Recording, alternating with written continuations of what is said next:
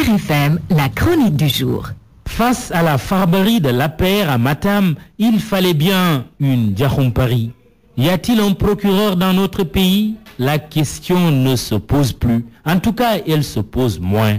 Il y a bien un procureur qui entend bien faire son travail en dépit des pressions de sa hiérarchie pour que Dame Justice soit debout sur ses deux jambes. L'acte de courage posé par le procureur de Matam pour donner une suite judiciaire à la violence dont se sont rendus coupables certains responsables et pas des moindres de l'APR, le parti présidentiel, est à magnifier. À offrir un exemple aux apprenants dans les écoles de magistrature.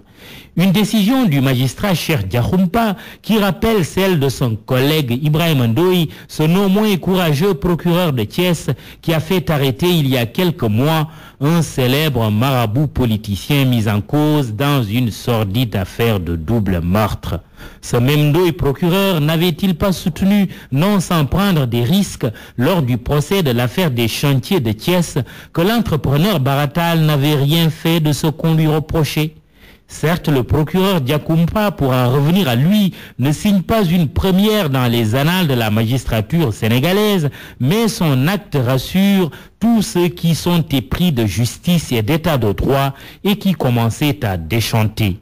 Désormais, la peur change de camp. Elle s'installe confortablement dans celui des politiciens arrivistes et arrogants qui croient que l'argument du pistolet, du coupe-coupe ou du gourdin finit toujours par l'emporter sur la force de l'argument. Il suffit d'une justice qui tient à se faire respecter pour que cesse la terreur et le terrorisme dans le champ politique. C'est de cette façon que chaque politicien violent se rendra compte que son acte ne restera pas impuni. Dorénavant, le débat sur la justice doit être posé moins en termes de magistrature indépendante qu'en termes de magistrats indépendants.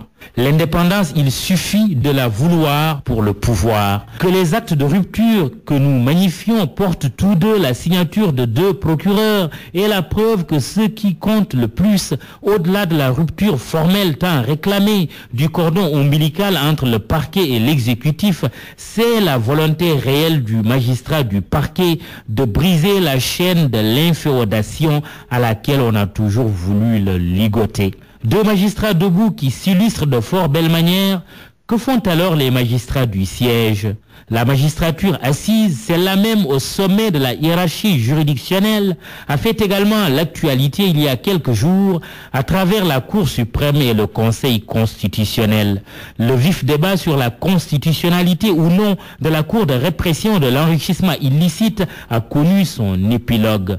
Le Conseil constitutionnel a tranché. La CREI créée par le président Abdou Diouf et réactivée par le président Macky Sall pour traquer les biens mal acquis ne viole pas la Constitution. Un arrêt des 5 sages qui, à y regarder de près, prend le contre-pied de celui d'une Cour suprême qui a semblé douter de la conformité de la CREI avec la loi fondamentale sénégalaise. Une évidence. Si la Cour suprême était si sûre de la constitutionnalité de la CREI à la suite de la requête de l'ancien ministre d'État Karim Wade, elle n'aurait pas eu besoin de recourir à son tour au Conseil constitutionnel qui d'ailleurs n'a pas manqué de soutenir dans son arrêt que la Cour suprême a dépassé les limites de sa compétence. Qui a tort, qui a raison entre le Conseil constitutionnel présidé par Cheikh Tidiane Diakhaté et la Cour suprême dirigée par Pape Oumar Sakho? L'histoire le dira. En attendant, apprécions le duel au sommet de la magistrature et buvons à la santé de la justice.